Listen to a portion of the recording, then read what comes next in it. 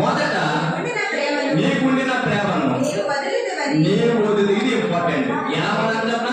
నీ కష్టం తెలుసు, నీ సహనం తెలుసు, నీ పనులన్నీ తెలుసు. నువ్వు దృష్టిని చేయాలని అపోస్తులు కాక అపోస్తులు పేరుకున్నావు, అపోస్తులు కాదని నువ్వు కనిపెట్టావు, అన్ని తెలుసు. అని ఒకటేం చెప్పనా, ఒక నింద నీ మీద మోపాల్సి ఉంది. ఏ నింద చెప్పనా? ఏ నింద? నీవు ముందులాగా ప్రేమ లేదు, ముందులాగా దేవుడు ప్రేమ లేదు.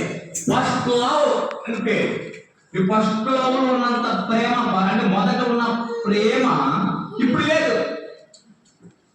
మొదట ఉన్న ప్రేమ ఇప్పుడు కలిగి లేదు. అయితే వాక్యం చెప్పింది, మొదట దేవుడి సన్నిధికి వచ్చినప్పుడు ఎంత ప్రేమించి దేవుడి సన్నిధికి వచ్చావు, దేవుడిని ఎంత ప్రేమించావు, ఎంత స్తుతించావు, దేవుడి మధ్యలో ఎంత ఆనందంగా గడిపావు. రానుకో నీవుతుందంటే హృదయం రాటు అయిపోయింది. దేవుడి మధ్యలో సంతోషం లేదు, ముందున్న ఆనందం లేదు, ముందు ప్రేమించే ప్రేమ లేదు. ఎంత పాట పెట్టాన్ని పరిగెత్తిన దేవుడి సన్నిధికి వచ్చేసుకోను, లేకపోతే ఇంకా వాక్యం మొదటి ముందు పరిపాలన దేవుడి సన్నిధికి వచ్చేవాను. ఎంత పరిగెత్తుకు వచ్చేవాళ్ళు అంటే దేవుడు తప్ప దేవుడు కూడా ప్రేమించేవారు కాదు మొదట. అయితే రామరాజు ఏమైపోయింది చెప్పనా, ఆ ప్రేమ మారిపోయింది. మొదట ఉన్న ప్రేమ సంఘంలో లేదు, ఇప్పుడు ఎక్కడ లేదండి, సంఘంలో లేదు, కుటుంబంలో కూడా లేదు.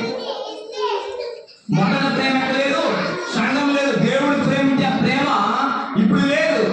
ముందు ఎలా ఉండేవాడు దేవుడి మందిలో, ముందు ఎలా ఉండేది స్థితి, ముందు ఏ విధంగా దేవుడు ప్రేమించేవాడు, ఏ విధంగా ఉండేవాడు, ఇప్పుడు ఏమైపోయింది నీ బ్రతుకు అంటే పడిపోయావు. ఏం పడిపోయావు? మనకి ఎక్స్పీరియన్స్ వచ్చిన తర్వాత